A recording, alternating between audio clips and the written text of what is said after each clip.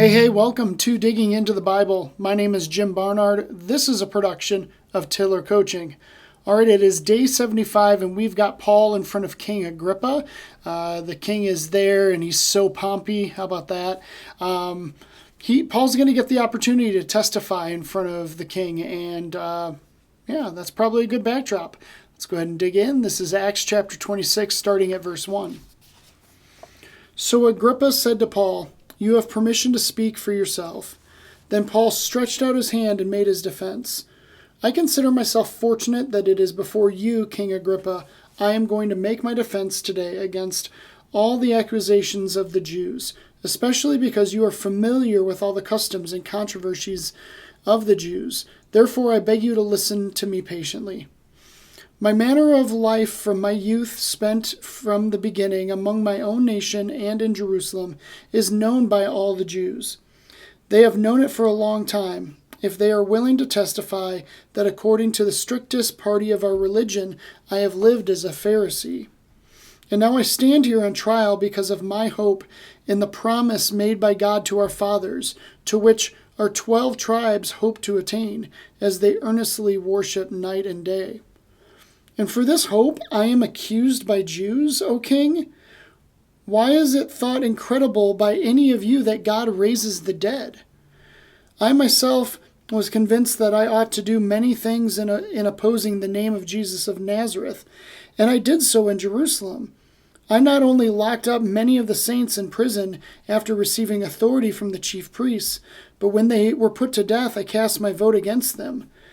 And I punished them often in the synagogues and tried to make them blaspheme, and in raging fury against them, I persecuted them even to foreign cities." All right, we're going to stop there.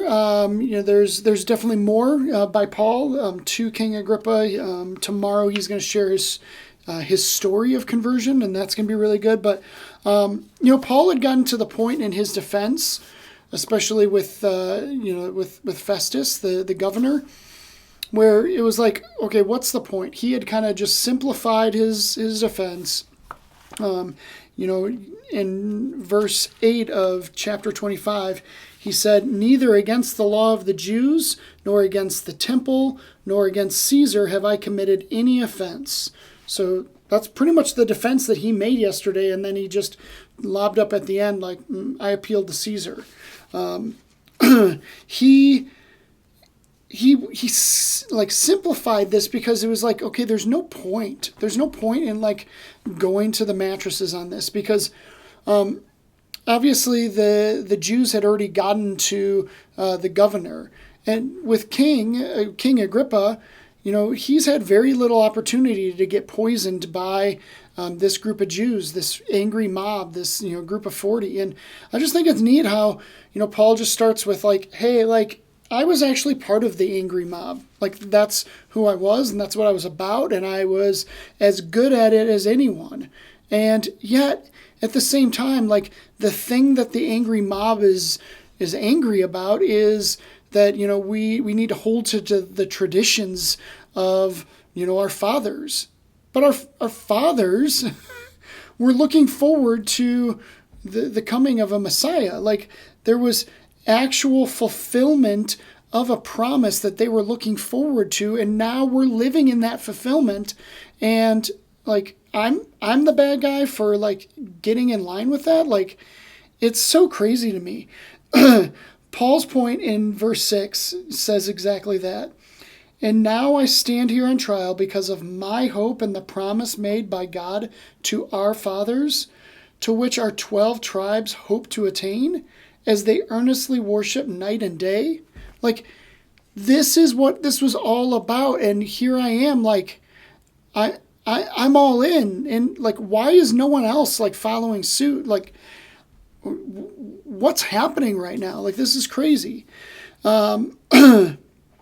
So with that, just kind of as like the initial defense, like I think it's really amazing that like Paul has the courage to just keep going and keep defending himself and keep putting himself in the line of persecution and, avoiding ambushes, and just, man, it's relentless, man. Like, aren't you like tired for Paul? Like, I'm exhausted for him.